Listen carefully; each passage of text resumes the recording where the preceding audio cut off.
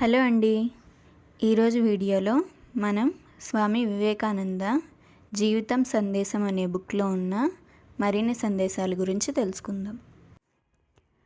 ఇది నా తలరాత అని మూర్ఖుడు పిరికివాడు మాత్రమే వచిస్తారని ఒక సంస్కృత సూక్తి. బలవంతుడు నా తలరాతకు నేనే కారకుణ్ణి అని ధైర్యంగా నిలిచి చెప్తాడు. వృద్ధాప్యంలోకి అడుగు పెడుతున్న వారే అదృష్టాన్ని గురించి మాట్లాడతారు. మన వర్తమాన స్థితి పూర్వకర్మల ఫలితమైతే మనకు భవిష్యత్తులో కలిగే స్థితి ప్రస్తుత కర్మల ఆధారంగా పొందవచ్చునన్నది నిశ్చయమగుతున్నది.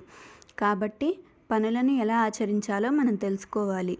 ఇలా కర్మలను చేసే విధానం తెలుసుకుంటే అద్భుత ఫలితాలను పొందవచ్చు. అల్పకార్యాలుగా పరిగణించబడే వాటిని కూడా తృణీకార భావంతో చేయకూడదు.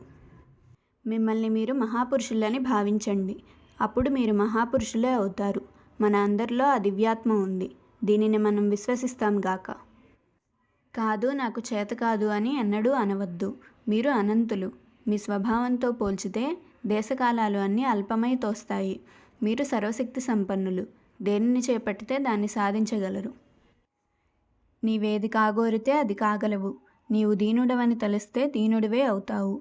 బలాఢ్యుడివని తలిస్తే బలాఢ్యుడివే కాగలవు. ఆత్మవిశ్వాసం కలిగి ఉండండి. గొప్ప విశ్వాసాల నుండే మహత్తర కార్యాలు సాధించబడతాయి. ఆత్మవిశ్వాసం ఉన్న కొందరు వ్యక్తుల చరిత్రే ప్రపంచ చరిత్ర.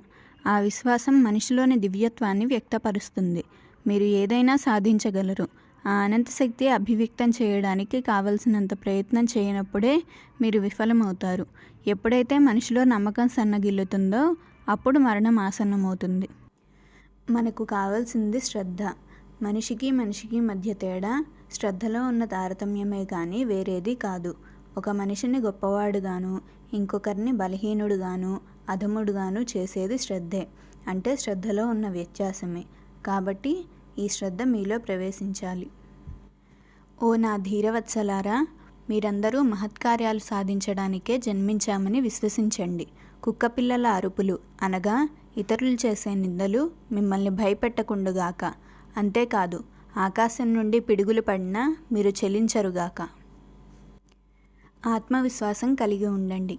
మీరందరూ ఒకప్పటి వేద ఋషులు. ఇప్పుడు వేరే రూపాలలో వచ్చారు. అంతే తేడా. మీ అందరిలో అనంత శక్తి ఉంది. పగటివేళ కాంతిలాగా ఈ విషయాన్ని స్పష్టంగా చూస్తున్నాను. ఈ శక్తిని జాగృతం చేయండి. మేల్కోండి. ఆత్మవిశ్వాసం మన పూర్వుల హృదయాల్లో ప్రకాశించింది. నాగరికతాభివృద్ధిలో వారిని ముందుకు తీసుకువచ్చిన క్రియాశక్తి ఈ ఆత్మవిశ్వాసమే. మనకు ఏదైనా భ్రష్టత్వం, దోషం సంభవిస్తే నా మాటను గుర్తుపెట్టుకోండి. ఈ భ్రష్టత్వం మన ప్రజలు ఆత్మవిశ్వాసాన్ని కోల్పోయిన నాటి నుండే ప్రారంభమైంది.